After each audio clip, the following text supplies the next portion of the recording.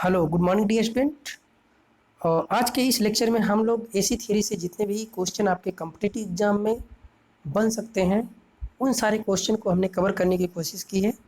तो आज का लेक्चर आपके लिए बहुत इंपॉर्टेंट हो सकता है। जो बच्चे कॉम्पिटिटिव एग्जाम की तैयारी कर रहे हैं, आईटीआई और जितने भी आपके डिप्लोमा बेस्ड एग्जामिनेशन है, उनमें आपके ये क्वेश्चन, थोड़ा क्वेश्चन का जो लेवल है बहुत इजी है। तो कई बार आपके जो कॉम्पिटिटिव एग्जाम में जब उसमें आपके इजी क्वेश्चन पुटअप किए जाते हैं तो आप क्या करते हैं, जो छोटे क्वेश्चन होते हैं उनको इग्नोर करके जाते हैं और वही क्वेश्चन आपको आते हुए भी आप गलती करके आते हैं। तो इसलिए मैंने इस लेक्चर में उन क्वेश्चनों को कवर कराने की कोशिश की है जिनको आप मिस कर देते हैं। ओके, तो फर्स्ट क्वेश्चन है, प्रत्यावर्ती विद्युत धारा अथवा वोल्टेज का किसी भी पल का मान क्या कहलाता है।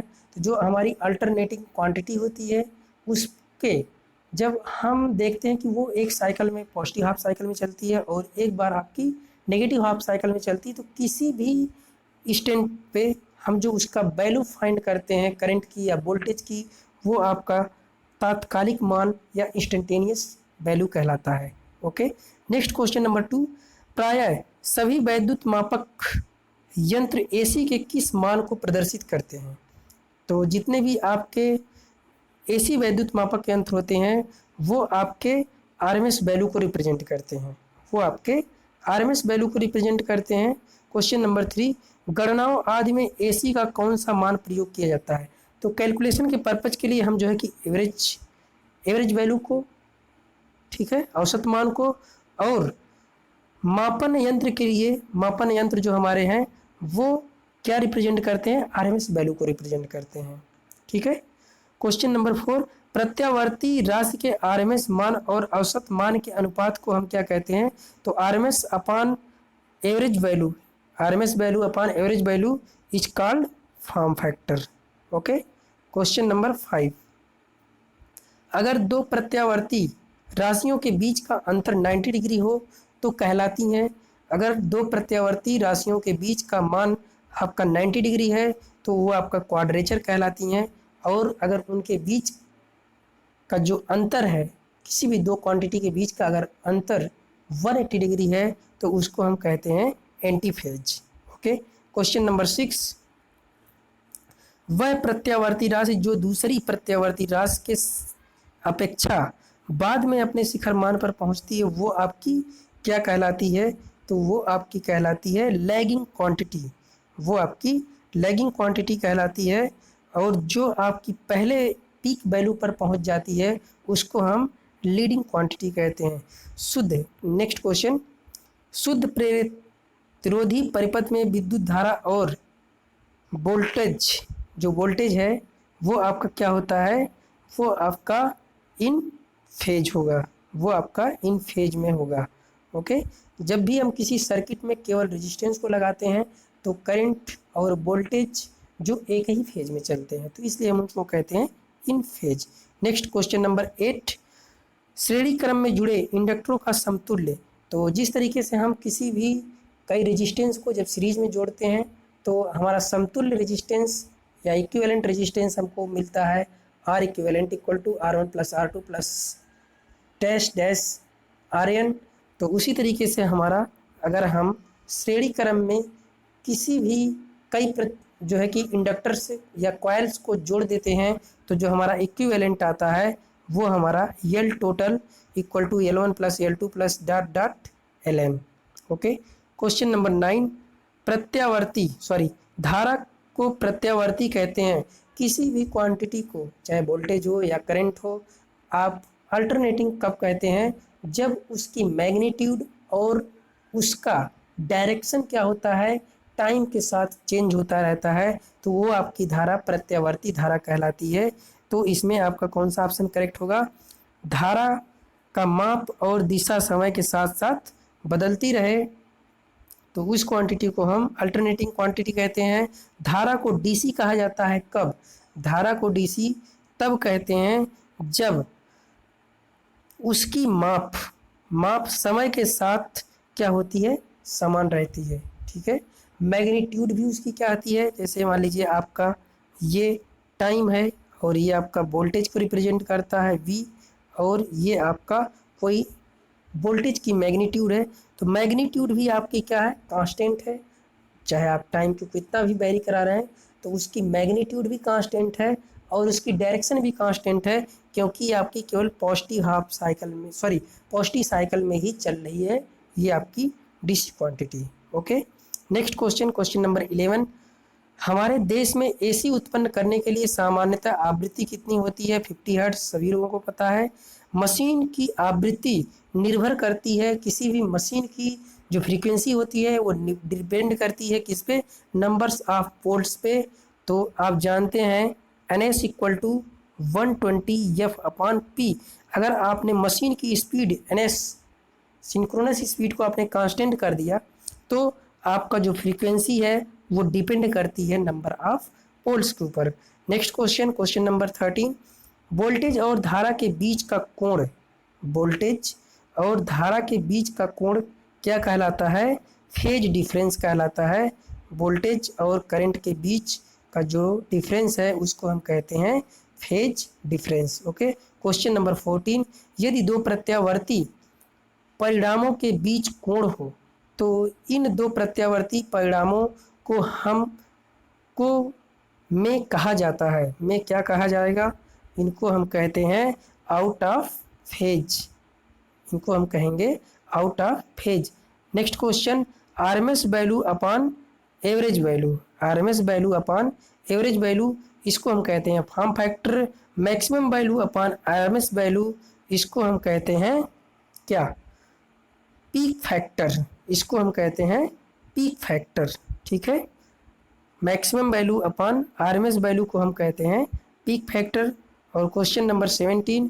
यदि औसत मान ज्ञात हो, यदि किसी भी अल्टरनेटिंग क्वांटिटी का एवरेज वैल्यू पता हो तो आरएमएस वैल्यू का मान ज्ञात करने के लिए हमें क्या करना पड़ेगा? 1.11 इंटू औसत वैल्यू, इंटू औसत वैल्यू से हम क्या कर लेंगे? आरएमएस वैल्यू को फाइंड कर लेंगे। यदि चक्र का अधिकतम मान ज्ञात हो, यदि किसी भी अल्टरनेटिंग क्वांटिटी का हाफ साइकिल चक्र का अधिकतम मान, किसी भी चक्र का मैक्सिमम वैल्यू आपको पता हो तो आपको औसत मान ज्ञात करने के लिए क्या करना पड़ेगा? 0.637 इंटू ई मैक्स से आपको मल्टीप्लाई करना पड़ेगा। यहाँ पर आपको दिया है 0.606। ठीक है, और आपका इसमें कोई ऑप्शन नहीं मैच कर रहा, सो आपका करेक्ट आंसर होगा वी। ओके, वैसे आपको आंसर में देना चाहिए 0.637 आई मैक्स या ई मैक्स।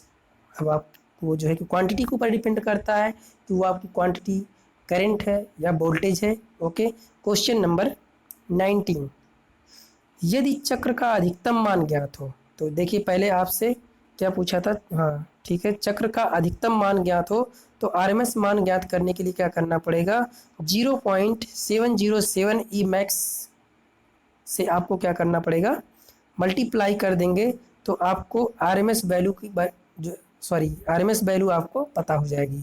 अगर आपको मैक्सिमम वैल्यू पता है तो आरएमएस वैल्यू इक्वल टू होता है 0.707 E max. Okay, question number 20, question number 20। Sinusoidal current को I equal to 70 sine 314 T दिया द्वारा व्यक्त किया जाता है तो आवृत्ति क्या होगी? तो आवृत्ति आपको होगी 50 हर्ट्ज, क्योंकि आपको दिया है omega equal to 2 pi F और ओमेगा की वैल्यू आपको दिया है 314 और 2 पाई की वैल्यू 3 पॉइंट समथिंग। इसको आप इससे मल्टीप्लाई करेंगे तो आपको डिवाइड करेंगे तो 100 मिलेगा, 100 को 2 से डिवाइड करेंगे तो आपको मिल जाएगा 50 हर्ट्ज। सो करेक्ट आंसर होगा यहाँ पर 20 का, आपका करेक्ट आंसर होगा बी। ठीक है, 50 हर्ट्ज। Okay, next question.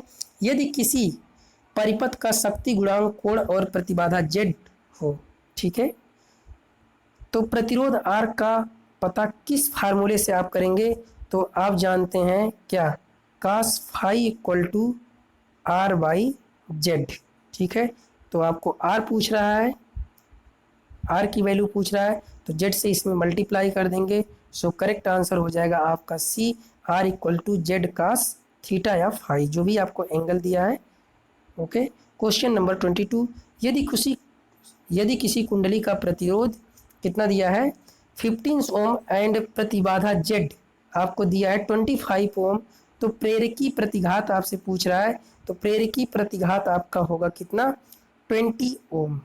ठीक है, 20 ओम कैसे होगा, आपको क्या करना पड़ेगा 25 का होल स्क्वायर माइनस 15 का होल स्क्वायर को आपको अंडर रूट में रखना पड़ेगा। तो आपको मिल जाएगा कितना प्रेरकी प्रतिघात, आपको मिल जाएगा कितना 20 ओम। ओके, नेक्स्ट क्वेश्चन, विद्युत वाहक बल का समीकरण E equal to 10 under root 24 sine omega T दिया है, इसका अधिकतम मान क्या होगा। इसका अधिकतम मान के लिए आपको क्या करना पड़ेगा, E equal to E max sine omega T से आप क्या कर दीजिए, इसको कंपेयर करा दीजिए। तो ई मैक्स की वैल्यू आपको मिल जाएगी कितना 10 under root 24। So correct answer आपको मिलेगा बी। ओके, प्रत्यावर्ती धारा का समीकरण I equal to 35 into 36 sine omega sine 628 T प्रभावी मान पूछ रहा है। तो प्रभावी मान इसका हो जाएगा आपको कितना, प्रभावी मान इसका हो जाएगा 25, क्योंकि ये आपको दिया है कितना, ये आपको मैक्सिमम वैल्यू दिया है, मैक्सिमम वैल्यू दिया है, लेकिन आपसे पूछ रहा है RMS value. Okay, RMS value आपसे पूछ रहा है, तो आरएमएस वैल्यू जो भी होगा वो आपका मैक्सिमम वैल्यू से क्या होगा, कम होगा। ओके, तो आपको करेक्ट आंसर मिलेगा बी।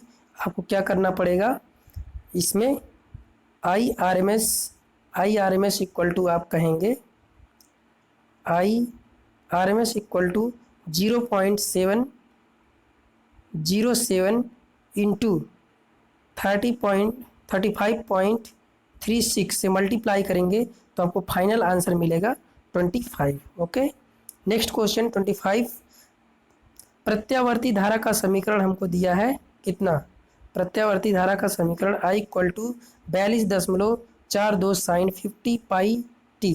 ठीक है, तो औसत मान पूछ रहा है, तो औसत मान को फाइंड करने के लिए हम क्या करते हैं, अगर हमको मैक्सिमम वैल्यू पता है तो उसमें हम 0.637 से मल्टीप्लाई कर देते हैं, तो हमको मिल जाता है कितना, औसत मान मिल जाता है। ओके, तो अगर हम इसमें 0.6375 से क्या करेंगे, मल्टीप्लाई करेंगे, तो हमको मिल जाएगा जो औसत मान है, औसत मान मिल जाएगा हमको 30 ampere. Okay, next question, question number 26, आधे चक्र के धारा का मान जो है कि हमको दिया है कितना 0, 2, 3, 5, 8, 10, 8, 5, 3, 2, 0। तो इसका औसत मान हमसे पूछ रहा है, तो औसत मान ज्ञात करने के लिए हमको क्या करना पड़ेगा, इन सारी क्वांटिटी को जोड़ दीजिए, सारी क्वांटिटी को जोड़ के जितना आपका वो है उससे आप क्या कर दीजिए, डिवाइड कर दीजिए। ओके, तो इसको जब आप डिवाइड करेंगे तो आपको मिल जाएगा फाइनल आंसर यहाँ पर 4.18 एम्पियर। ठीक है, कैलकुलेशन आप लोग कर लीजिएगा। Okay, next question, question number 27। Okay, question number 27, ज्या वक्री सप्लाई जिसका चर मान हमको दिया है 100 वोल्ट है का आरएमएस मान पूछ रहा है। तो आरएमएस मान ज्ञात करने के लिए हम क्या करते हैं, ये हमको दिया है maximum value. Okay, maximum value हमको दिया है 100 डिवाइड बाई अंडर रूट 2, तो हमको मिल जाएगा finally correct answer A. Okay, question number 28, E equal to 200 sine 314 T की प्रत्यावर्ती वोल्टेज एक लोड पर लगाई जाती है जिसका प्रतिरोध 20 ओम है, परिपथ में बहने वाली धारा का अधिकतम मान ज्ञात कीजिए। तो परिपथ में बहने वाली धारा का अधिकतम मान पूछ रहा है, तो हमारा अधिकतम वोल्टेज कितना है 200 और रेजिस्टेंस से डिवाइड कर दीजिए, तो आपको फाइनल आंसर मिल जाएगा 10 एम्पियर। ओके, क्वेश्चन नंबर 29, दो प्रत्यावर्ती परिमाण विधि से जोड़े जाते हैं, तो दो प्रत्यावर्ती जो हमारे मैग्नीट्यूड्स हैं उनको हम किस से जोड़ते हैं, सदिश वेक्टर के थ्रू हम जोड़ते हैं। ठीक है, जो भी हमारी अल्टरनेटिंग क्वांटिटी होती हैं उनको हम सदिश वेक्टर के माध्यम से क्या करते हैं, ऐड करते हैं। Okay, next question, question number 30, चित्र में दर्शाए गए आरेख से संबंधित निम्न में के कौन सा वक्तव्य सही है। तो आपका ए आपका बिल्कुल सही आंसर है। ओके, ये आपका क्या है, करेक्ट आंसर है। ये आपको एसी को रिप्रेजेंट कर रहा है। बी आपका अर्धचक्र तरंग परिशोधित डीसी को रिप्रेजेंट कर रहा है। तो आपका जो 30 है इसका करेक्ट आंसर आपको मिलेगा क्या, सभी आरेख एसी दर्शाते हैं। तो बिल्कुल सही बात है। जितने भी आपके इसमें फिगर दिए गए हैं ये आपकी अल्टरनेटिंग क्वांटिटी है और कोई भी आपका इसमें डीसी क्वांटिटी नहीं है। तो जितने भी आपको इस फिगर में दिखाए गए हैं ये सब के सब क्या हैं, तीनों ये अल्टरनेटिंग क्वांटिटी हैं। तो इसलिए आपका करेक्ट आंसर होगा D. Okay, question number 31, question number 31, AC को द्वारा आसानी से घटाया या बढ़ाया जा सकता है। तो किसी भी अल्टरनेटिंग क्वांटिटी को, चाहे आपका वोल्टेज हो या करंट हो, उसको घटाया बढ़ाया जा सकता है किसकी हेल्प से, ट्रांसफार्मर की हेल्प से।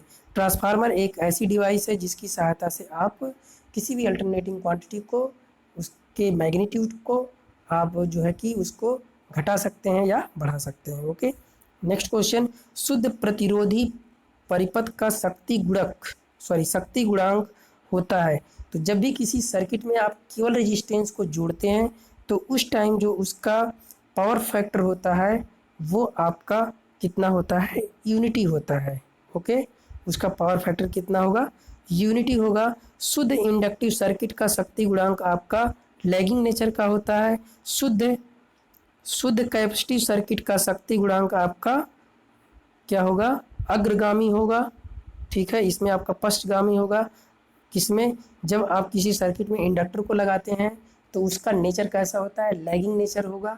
और जब किसी सर्किट में आप कैपेसिटर लगाते हैं तो उसका नेचर आपका लीडिंग नेचर का होता है। इन सारे क्वेश्चन को आप रट लीजिए, बिल्कुल इजी क्वेश्चन है। ये क्वेश्चन आपके कई बार कॉम्पिटिटिव एग्जाम में पूछे जाते हैं और हम कंफ्यूज होते हैं।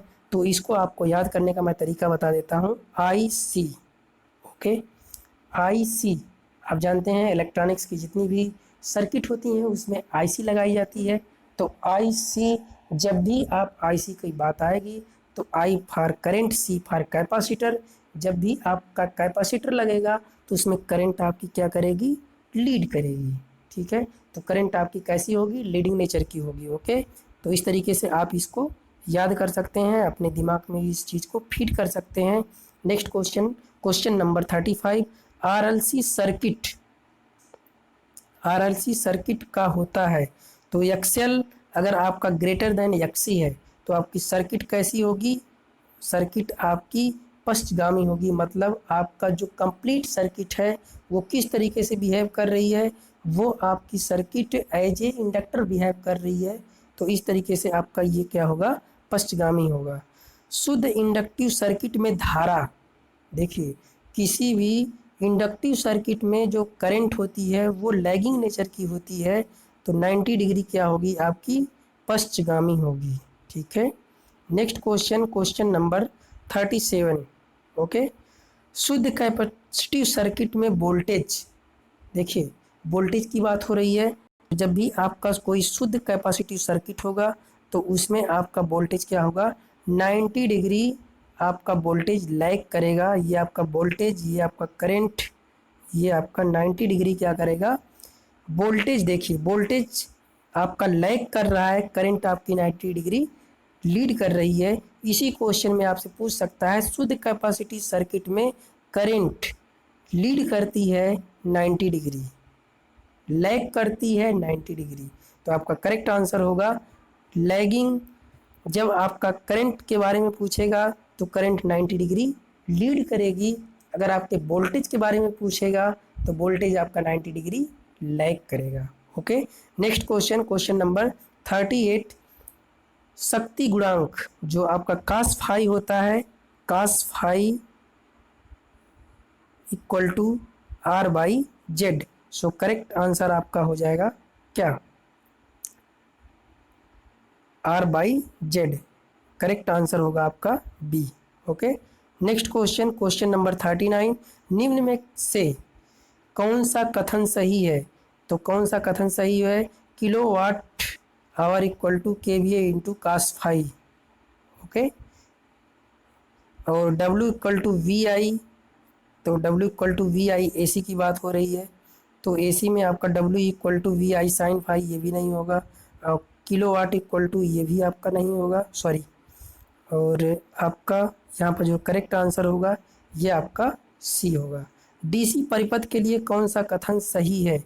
डीसी परिपथ के लिए आपका ए कथन सही है, क्योंकि W इक्वल टू जो आपकी एनर्जी वेस्ट हो रही है वो आपकी V इंटू आई, ठीक है, क्योंकि पावर फैक्टर आपका यहाँ पर यूनिटी होता है, इसलिए आपका W equal to V I. Okay, तो आपसे क्वेश्चन ये भी पूछा जा सकता है कि जो जितनी भी आपकी डीसी सर्किट होती हैं, जितने भी कंपोनेंट डीसी सर्किट में लगाए जाते हैं, उनका पावर फैक्टर कितना होता है।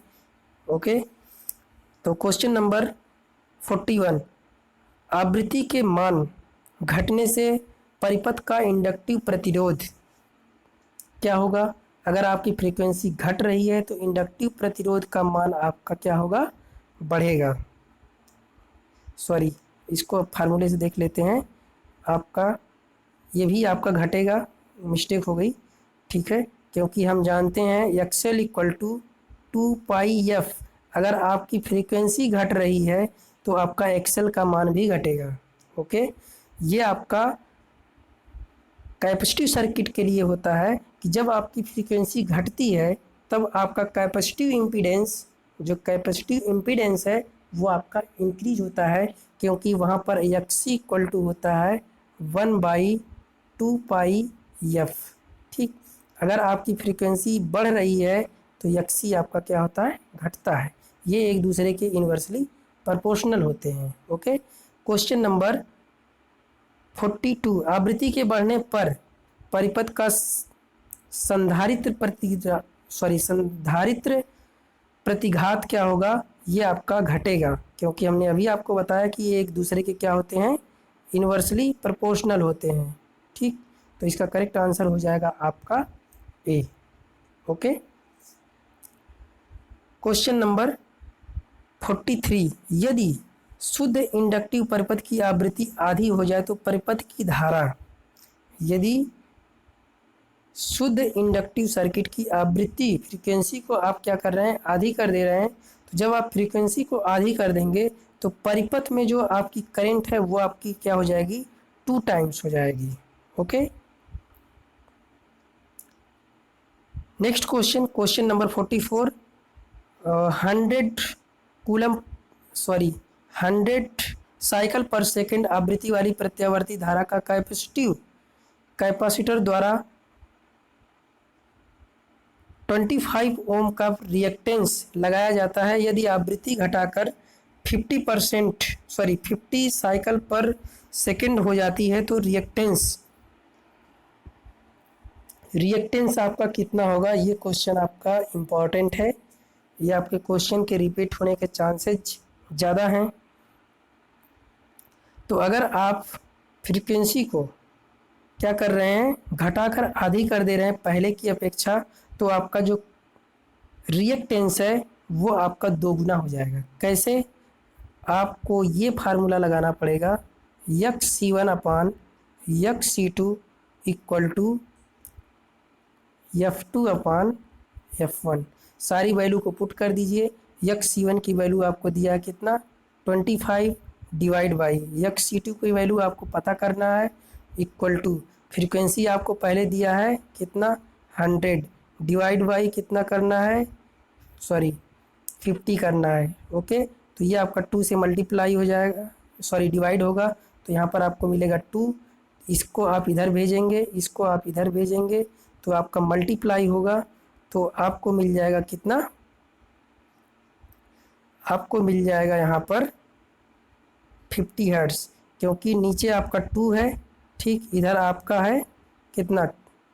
इधर आपको मिलेगा 25 डिवाइड बाई C2 इसका इधर मल्टीप्लाई हो जाएगा और ये आपका इधर चला जाएगा, तो इस तरीके से आपको मिल जाएगा 50। ओके, नेक्स्ट क्वेश्चन 45, परिपथ का थीटा गुणांक है। थीटा गुणांक क्या है? R/Z। ओके, cos फाई जिसको कहते हैं पावर फैक्टर, तो R/Z, सॉरी ये नहीं है, R/Z यहाँ पर है, ठीक। तो करेक्ट आंसर आपको होगा ए। क्वेश्चन नंबर 46, 0.6 शक्ति गुणांक पर पश्चगामी पर एक एसी परिपथ का इनपुट, एक एसी का इनपुट हमको दिया है कितना? 10 kVA द्वारा दिया है। परिपथ द्वारा ली गई शक्ति, तो आपकी ये जो पावर दिया गया है ये आपका कौन सी पावर है? ये आपकी रिएक्टिव पावर है, सॉरी अफरेंट पावर है। और आपसे पूछ रहा है एक्टिव पावर, आपसे पूछ रहा है, तो आपका जो करेक्ट आंसर होगा इसमें आपको क्या करना पड़ेगा? किलोवाट से आपको इसमें किलोवाट इक्वल टू आपका इसको दोनों को मल्टीप्लाई कर देंगे, तो जब मल्टीप्लाई करेंगे तो आपको मिल जाएगा 6 किलोवाट की पावर का आप कंजप्शन करेंगे। और 4 आपकी जो 4 kVA आपकी पावर है उसको आप क्या कर रहे हैं, वो आपके लिए यूजलेस है। ओके, किसी एसी परिपथ द्वारा ली गई आभासी शक्ति मतलब आपका अफरेंट पावर 20 किलोवाट है। ओके, 20 किलोवाट है और रिएक्टिव पावर आपकी कितनी है? 12 kVAR है। तो परिपथ में जो आपकी रियल पावर है उसका कितना कंजप्शन हो रहा है ये आपसे पूछा जा रहा है, ठीक है। तो रियल पावर आपकी कितनी कंजप्शन होगा उसके लिए आपको क्या करना पड़ेगा? पावर ट्रायंगल लगाना पड़ेगा। पावर ट्रायंगल आपको क्या करना है, ये आपको इतनी पावर दिया है, ये पावर दिया है, ठीक है। तो पावर ट्रायंगल की हेल्प से आप क्या करेंगे, इसको फाइंड कर लेंगे। तो आप क्या करेंगे, 20 का स्क्वायर माइनस 12 का स्क्वायर, इसको आप करेंगे तो आपको मिल जाएगा कितना? यहाँ पर मिलेगा 400 माइनस 144, इसको आप माइनस करेंगे तो यहाँ पर 6, यहाँ पर 5 और यहाँ पर 2। तो ये किसका जो है कि स्क्वायर है, ये आपका स्क्वायर होता है। इसमें आपका ये जो है कि दिया है कितना 16, 20 और इसमें से आपका कोई ऑप्शन नहीं मैच कर रहा, सो करेक्ट आंसर होगा आपका डी। ओके, रिएक्टिव पावर की यूनिट आपकी VAR होती है, ठीक है। और एक RLC सर्किट का प्रतिरोध 6 ओम, इंडक्टिव रिएक्टेंस 8 ओम तथा कैपेसिटिव रिएक्टेंस आपका दिया है 16 ओम। परिपथ का इम्पीडेंस पूछ रहा है, तो परिपथ का इम्पीडेंस आपको होता है कितना? परिपथ का impedance Z equal to √R² plus XL का स्क्वायर माइनस XC का square. Okay, XL minus X का होल स्क्वायर होता है। ओके, तो आपको क्या करना पड़ेगा, इसमें से आपको क्या करना पड़ेगा कि R का स्क्वायर मतलब 6 का स्क्वायर प्लस और 16 माइनस 8, ये आपका XL माइनस XC का होल स्क्वायर होता है। तो 6 स्क्वायर प्लस 16 माइनस 8 का होल स्क्वायर, तो आपको मिल जाएगा √6 स्क्वायर प्लस 8 स्क्वायर, तो अंडर रूट में आपको मिल जाएगा 100। तो 100 को अंडर रूट से बाहर निकालेंगे तो आपको करेक्ट आंसर मिल जाएगा A. Okay, question number next question 50, 0.5 Henry के इंडक्टर वाली कॉइल का इंडक्टिव रिएक्टेंस आपका कितना होगा? इसका जो इंडक्टिव रिएक्टेंस है आपका एम्पीडेंस दिया हुआ है, सॉरी इंडक्टिव यल की वैल्यू दिया हुआ है, तो आपसे पूछ रहा है एक्सएल की वैल्यू। एक्सएल इक्वल टू आप जानते हैं 2πfl। तो सारी वैल्यू को आप पुट करेंगे तो करेक्ट आंसर आपको मिलेगा 157 ओम। ओके, 8 ओम प्रतिरोध तथा 6 ओम इंडक्टिव रिएक्टेंस वाली कॉइल 250 वोल्ट 50 हर्ट्ज सप्लाई से जुड़ी गई है। कॉइल का शक्ति गुणांक पूछ रहा है, तो शक्ति गुणांक आपका होता है cos phi equal to R/Z। Okay, cos phi equal to R/Z।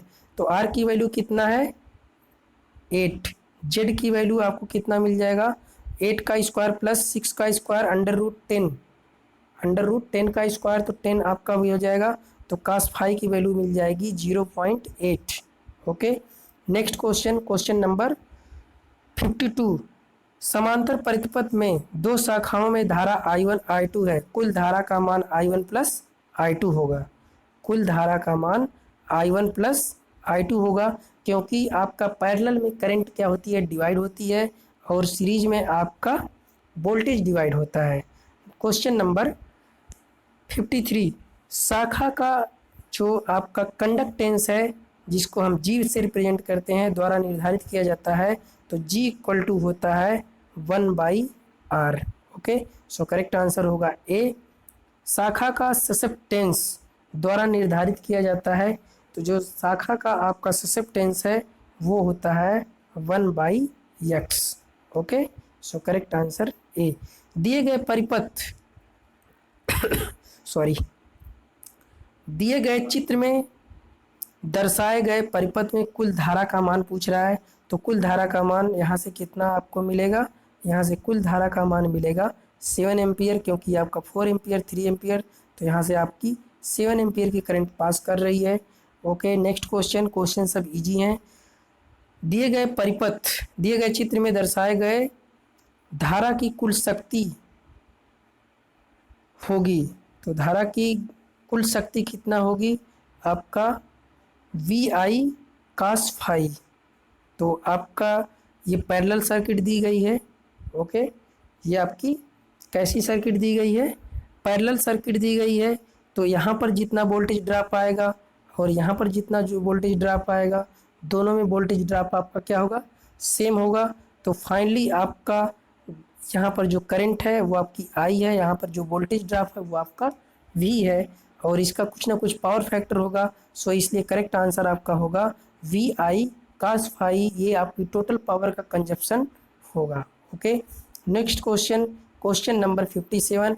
परिपथ के कुल एडमिटेंस की गणना सूत्र द्वारा की जाती है, तो किस सूत्र द्वारा हम गणना करते हैं, under root G square plus B square.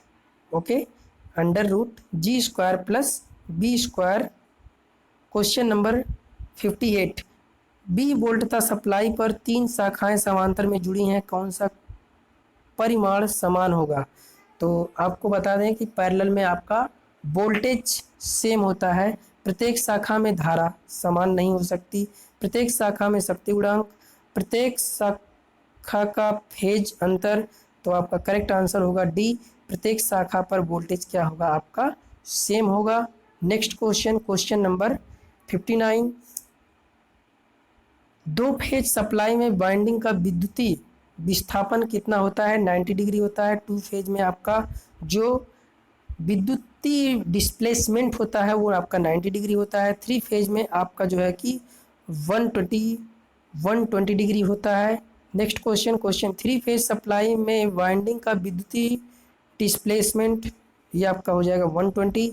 Phase बढ़ने से समान आकार की सिंगल फेज मोटर के लिए समान आउटपुट पर मशीन की रेटिंग, तो फेज बढ़ने पर आपका सिंगल फेज की मोटर के लिए समान आउटपुट पर मशीन की जो रेटिंग है वो आपकी इंक्रीज होती है। Okay, next question, question number 62। Single phase transmission की तुलना में 3 फेज ट्रांसफार्मर की जो दक्षता है वो आपकी अधिक होती है। ओके, वो आपकी अधिक होती है। Question number 63। बहुफेजी मोटर कम होती है, बहुफेजी मोटर क्या होती है, कम होती है किससे, ऑक्सिलरी सहायक वाइंडिंग की आवश्यकता कम होती है। तो जितनी भी आपकी मल्टी फेज की मोटरें हैं उसमें ऑक्सिलरी वाइंडिंग की रिक्वायरमेंट कम होती है। Question number 64। 3 फेज सप्लाई का फेज अनुक्रम द्वारा निर्धारित किया जाता है, तो फेज अनुक्रम इंडिकेटर के द्वारा हम क्या करते हैं, उनके फेज का निर्धारण करते हैं। सिंगल फेज अल्टरनेटर की तुलना में 3 फेज अल्टरनेटर तुल्यकालन क्या होता है, आसान होता है या आपका सरल होता है या आपका मुश्किल होता है, तो आपका इसमें जो है आसान होता है। ओके। समान शक्ति के लिए सिंगल फेज संचरण की तुलना में थ्री फेज संचारण में ताबा क्षति क्या होती है, कम होती है। ओके। इसमें क्या होगी, जो लॉसेस होते हैं कॉपर लॉसेस वो आपका कम होगा किसमें, थ्री फेज में, as compare to single phase. Question number 67, three phase motor की तुलना में सिंगल फेज मोटर का शक्ति गुणांक कम होता है। ठीक है, इसमें आपका शक्ति गुणांक सिंगल फेज जो मोटर हैं उनका जो पावर फैक्टर होता है वो कम होता है थ्री फेज की तुलना में। Okay. Next question, single phase संचारण प्रणाली की तुलना में थ्री फेज संचारण प्रणाली निर्भर योग्य नहीं है, निर्भर योग्य है, अधिक निर्भर योग्य है, के समान होती है।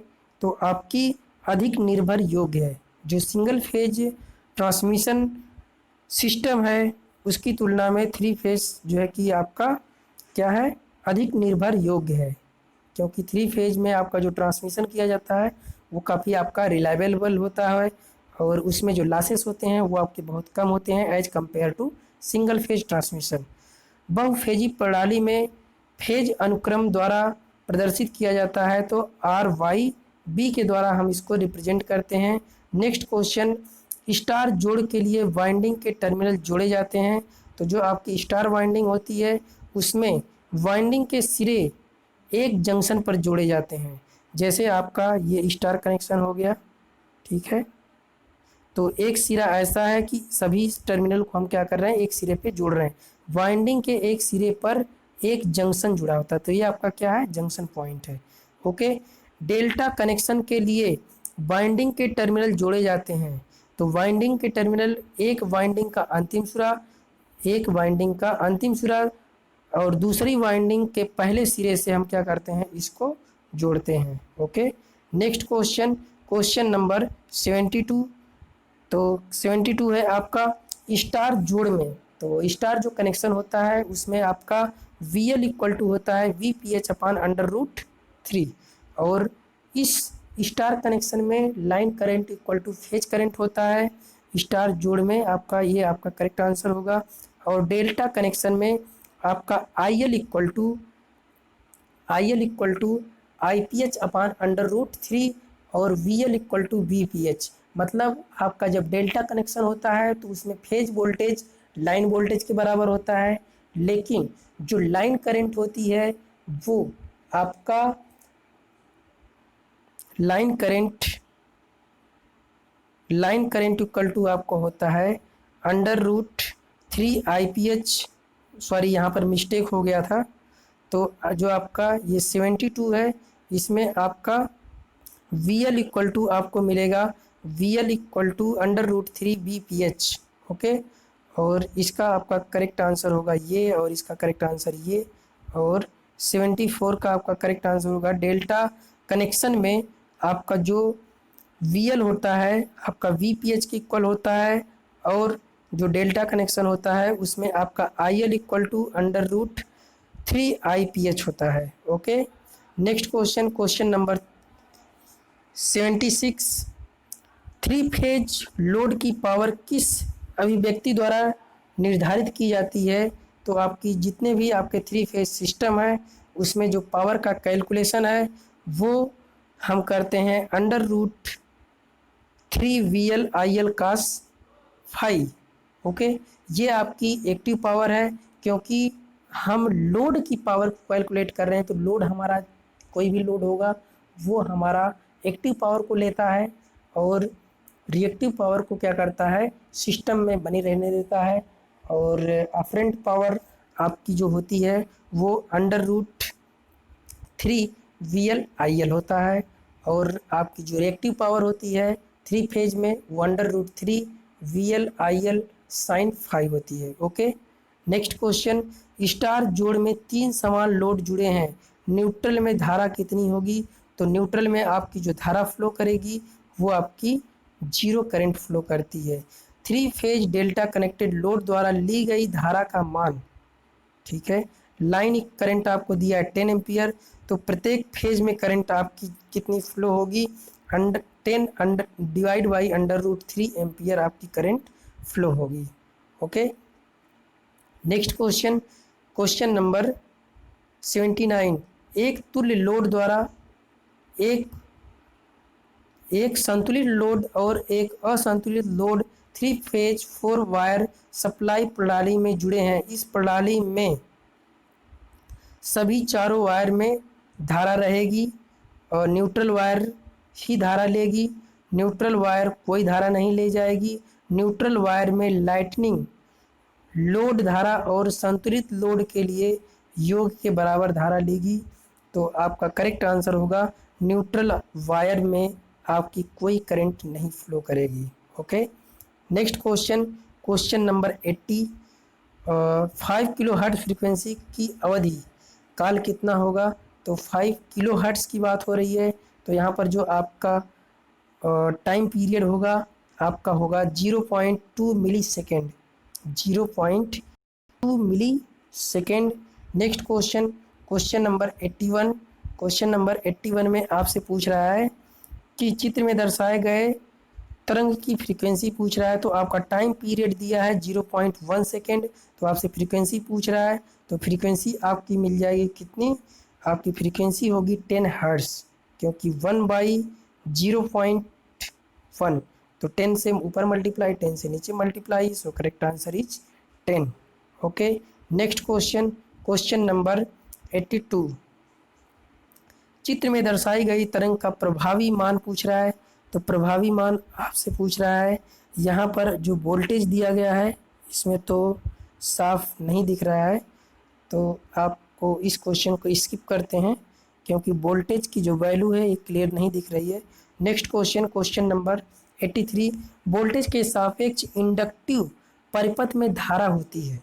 वोल्टेज के सापेक्ष किसी भी इंडक्टिव सर्किट में जो धारा होती है वो आपकी लैगिंग नेचर की होती है। ओके, आपकी करंट कैसी होगी, लैगिंग नेचर की होगी। एक आरएल सर्किट का प्रतिरोध 5 ओम है, इंडक्टिव रिएक्टेंस आपका 12 ओम है, तो उसका प्रतिबाधा जेड की वैल्यू पूछ रहा है, तो प्रतिबाधा जेड की वैल्यू होगी आपका 13 ओम, क्योंकि आपको √5 का स्क्वायर प्लस 12 का स्क्वायर, तो जब आप इसको करेंगे तो आपको फाइनल आंसर मिल जाएगा कितना, 169। 169 को √ से बाहर निकालेंगे तो आपको करेक्ट आंसर मिलेगा 13 ohm. Okay, next question, question number 85। प्रतिरोध तथा प्रतिबाधा युक्त परिपथ की प्रतिबाधा, प्रतिघात युक्त परिपथ की प्रतिबाधा एम्पीडेंस ज्ञात करने के लिए आपको क्या करना पड़ेगा, तो आपको इसके लिए Z = R² plus X², Z = आपका होगा R² plus X²। Next question, question number 86। Capacitive प्रतिघात का मान प्रतिवर्तित होता है। कैपेसिटिव प्रतिघात का मान किस पे, फ्रीक्वेंसी के व्युत्क्रमानुपाती होता है। फ्रीक्वेंसी के क्या होगा, व्युत्क्रमानुपाती होता है, क्योंकि हम जानते हैं X = 1/2πfc, तो ये आपका इसके क्या है, इन्वर्सली प्रोपोर्शनल होता है। अगर आपकी जो कैपेसिटर की वैल्यू है अगर हम उसको फिक्स कर देते हैं तो ये दोनों एक दूसरे के क्या होते हैं, इन्वर्सली प्रोपोर्शनल होते हैं। Okay, next question, question number 87। 6 पिकोफैरड मान प्रत्येक के 2 संधारित्र श्रेणी क्रम में जुड़े हैं, तो उनकी कुल धारिता कितनी होगी। तो जब भी हम श्रेणी क्रम में जो है कि कैपेसिटर को जोड़ते हैं तो हमारा जो समतुल्य कैपेसिटेंस होता है C equivalence = C1 × C2 divide by C1 + C2। मतलब जब हम किसी रेजिस्टेंस को पैरेलल में जोड़ते हैं तो उसी तरीके से जब हम कैपेसिटर को पैरेलल में जोड़ते हैं तो इनका जो कॉम्बिनेशन है एक दूसरे के क्या होता है, इन्वर्स होता है। ओके, तो हम जब दो कैपेसिटर को सीरीज में जोड़ते हैं तो हमारा सी इक्विवेलेंस इस तरीके का कुछ मिलता है। तो हम क्या करेंगे, 16 इंटू 16 डिवाइड बाई 32, क्योंकि 16 दूनी 32, तो ये 16 दूनी 32, तो आपको फाइनली मिल जाएगा 8 pico farad. Correct answer A. Capacitive AC circuit में धारा वोल्टेज से आगे चलती है, बिल्कुल सही बात है, क्योंकि कैपेसिटिव सर्किट में हमारी करंट लीड करती है 90 डिग्री, और इंडक्टिव सर्किट में हमारी जो करंट होती है वो 90 डिग्री लैग करती है। ओके, नेक्स्ट क्वेश्चन, पीटी वास्तविक शक्ति, पीए आपकी आभासी शक्ति है। तो शक्ति घटक मतलब पावर फैक्टर आपका क्या होगा, तो पावर फैक्टर आपको मिलेगा वास्तविक power, real power, real power आपकी क्या है, PT, real power divide by आभासी पावर पीए, ये आपको मिल जाएगा कास फाई इक्वल टू आपका वास्तविक power, real power upon apparent power. Okay, next question, question number 90, निम्नलिखित में कौन सा संबंध सही है, जबकि पीए आपकी आभासी पावर, पीटी आपकी वास्तविक पावर, पीआर आपकी रिएक्टिव पावर है। तो आपको जो इसमें से कौन सा रिलेशन सही है, तो इसमें से आपका जो सही रिलेशन है वो आपका है सी, पी ए आपकी है अफरेंट पावर। तो आप जानते हैं apparent power equal to under root, power triangle से आप आते हैं, ये आपका है पावर ट्राइंगल, और ये आपका है यस, ये आपका है पी, ये आपका है क्यू, ये आपकी एक्टिव पावर, ये आपकी रिएक्टिव पावर, ये आपकी अफरेंट पावर। तो अफरेंट पावर जब आप निकालते हैं तो अंडर रूट P1 का स्क्वायर या PT का स्क्वायर प्लस PR का स्क्वायर, मतलब ये जो आपकी पावर है, एक आपकी रिएक्टिव पावर है, एक आपकी एक्टिव पावर है, और PA आपकी अफरेंट पावर है। Okay, next question, question number 91, और एसआई प्रणाली में आवृत्ति का मात्रक जो होता है वो आपका होता है hertz. Okay, next question, question number 92, question number 92, AC circuit की जो हमको टाइम पीरियड दिया है 0.02 सेकेंड, इसकी आवृत्ति कितनी होगी, तो इसकी जो आवृत्ति है, फ्रीक्वेंसी है, वो हमको मिलेगी कितना, 50 हर्ट्ज। किसी विद्युत प्रेस पर 230 वोल्ट लिखा हुआ है, और जो है वो प्रेस आपका 500 वाट का है, ठीक है, 500 वाट का प्रेस है, और उसको 230 सप्लाई पर हम क्या करते हैं, चलाते हैं, तो वो कौन से मान को लेगा, उसके लिए आपका कौन सा मान यूज होगा, तो आपका आरएमएस मान रिप्रेजेंट करेगा, प्रदर्शित करेगा किसको, आरएमएस वैल्यू को। ये आपका जो 230 दिया है ये किसको रिप्रेजेंट कर रहा है, आरएमएस वैल्यू को। ओके, फॉर्म फैक्टर अनुपात होता है, फॉर्म फैक्टर किसका अनुपात होता है, RMS value upon average value. Okay, next question, question number 95, शुद्ध प्रतिरोधी परिपथ के लिए निम्न में से कौन सा कथन सही है। तो जब भी आपकी कोई रेजिस्टिव सर्किट होती है उसमें आपका पावर फैक्टर आपका कितना होता है, यूनिटी होता है। ओके, जब नेक्स्ट क्वेश्चन, जब एक्सेल यक्सी के बराबर होता है तब आपका जेड इक्वल टू आर होता है, क्योंकि आप जेड इक्वल टू कहते हैं अंडर रूट आर का square plus sorry XL minus XC फिर पूरे का होल स्क्वायर। ठीक, तो जब ये दोनों आपका इक्वल हो जाएगा तो इसकी वैल्यू 0, तब आप कहेंगे कि Z equal to R. Okay, next question 97, capacitive प्रतिघात फ्रीक्वेंसी के बढ़ने पर घटता है, क्योंकि आप जानते हैं XC is inversely proportional to 1/f, so correct answer is V. Okay, next question, एक स्टार संयोजित भार की जो धारा दी है वो आपका दिया है 100 एम्पियर, लाइन धारा का मान भी आपका 100 एम्पियर होगा, क्योंकि स्टार में आपका लाइन जो करंट है वो आपका फेज करंट के इक्वल होती है। तो फेज धारा दिया है, जितना फेज धारा होगा उतना ही आपका लाइन धारा भी होगी। एसी संकेतक का आरएमएस मान 10 वोल्ट है, तो इसका मैक्सिमम वैल्यू कितनी होगी? तो मैक्सिमम वैल्यू के लिए आपको क्या करना पड़ेगा, इसमें आपको √2 से मल्टीप्लाई कर देना है। किसमें? 10 में √2 से मल्टीप्लाई करेंगे तो आपको फाइनली आंसर मिल जाएगा 14.14 वोल्ट। साइन तरंग का फॉर्म फैक्टर निम्न के समतुल्य होता है। तो जो आपका साइन वेव होती है उसका फॉर्म फैक्टर आपको मिलता है कितना? Form factor RMS value upon average value. So correct answer आपका हो जाएगा A. Next question, question number 101। एक आदर्श धारा स्रोत होना चाहिए। तो एक आइडियल करंट सोर्स जो होता है उसका इंटरनल रेजिस्टेंस इनफाइनाइट होता है। एक आइडियल करंट सोर्स का इंटरनल रेजिस्टेंस आपका इनफाइनाइट होता है और उसका कंडक्टेंस आपका 0 होता है।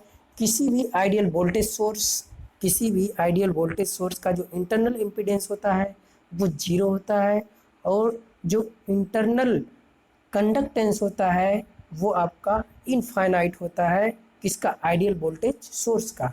ओके, नेक्स्ट क्वेश्चन, उच्च आवृत्ति पर प्रेरक प्रतिघात का मान। उच्च आवृत्ति पर प्रेरक प्रतिघात का मान क्या होता है? 102 का आपका करेक्ट आंसर होगा। आवृत्ति बढ़ जाता है।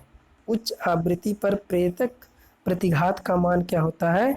बढ़ जाता है। Okay, next question, question number 103। एक आइडियल धारा स्रोत का शून्य होता है। शून्य क्या होता है भाई? आंतरिक चालकता। आंतरिक चालकता। अभी क्वेश्चन को मैं ये सब क्वेश्चन आपको करा दिया। ओके, नेक्स्ट क्वेश्चन, अच्छे सुचालक का विशिष्ट प्रतिरोध। अच्छे सुचालक का विशिष्ट प्रतिरोध किसी निश्चित ताप पर स्थिर रहता है और सुचालक के लिए पदार्थ पर निर्भर करता है। ठीक है, किसी निश्चित तापमान पर क्या रहेगा? स्थिर रहेगा और सुचालक के पदार्थ पर भी निर्भर करता है। जो आपका कंडक्टिंग मटेरियल है उसके जो कंटेंट मिलाए जा रहे हैं उसके ऊपर भी डिपेंड करता है उसका specific resistance. Okay, next question, question number 105।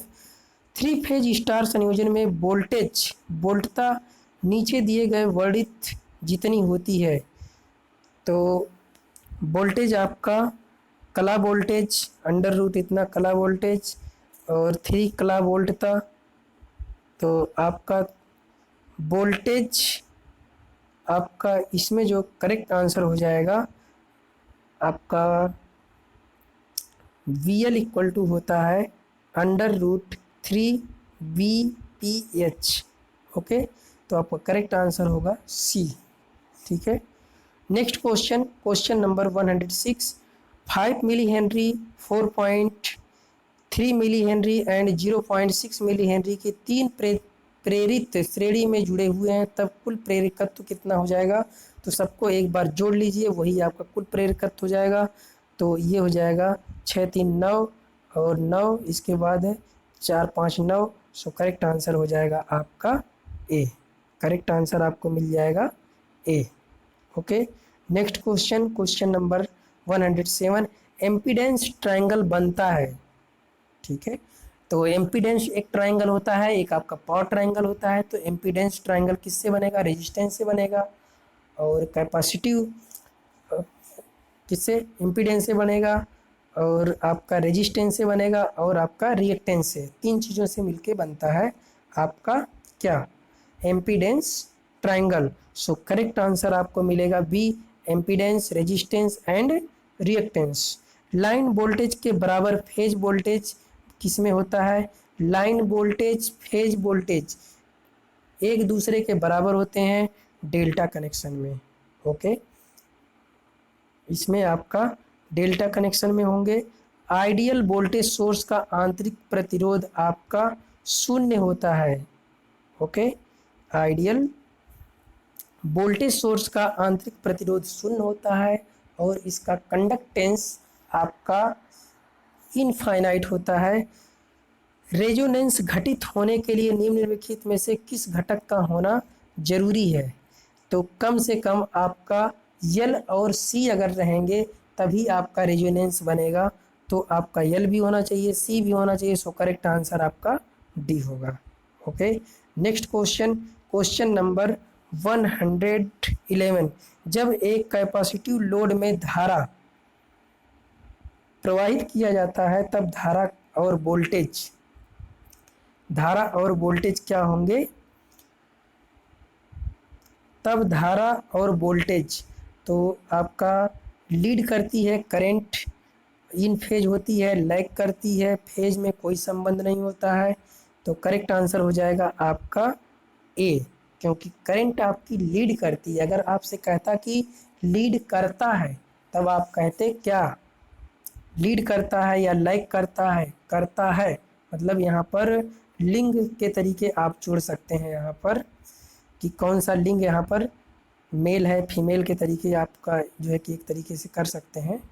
Okay, next question, जब वैद्युत परिपथ सामर्थ्य की एक निश्चित मात्रा को संचरित ट्रांसमिटेड किया जाता है तो ट्रांसमिशन की क्षमता कब बढ़ जाती है? तो ट्रांसमिशन की क्षमता आपकी कब बढ़ती है? जब दोनों पावर फैक्टर और वोल्टेज बढ़ते हैं। मतलब अगर आप पावर फैक्टर को बढ़ाते हैं या आप वोल्टेज को बढ़ाते हैं तो आपका ट्रांसमिशन की जो इफ़िशियंसी है, क्षमता है, वो आपकी बढ़ जाती है। ओके, नेक्स्ट क्वेश्चन, परिपथ का शक्ति गुणांक परिपथ के किसको सम्मिलित करने पर उत्पन्न किया जा सकता है? तो किसको सम्मिलित करने पर? आपका कैपेसिटर को उन्नत किया जा सकता है, मतलब इम्प्रूव किया जा सकता है। Okay, next question, DC circuit का सभी रूल एवं एसी सर्किट के लिए लागू होता है।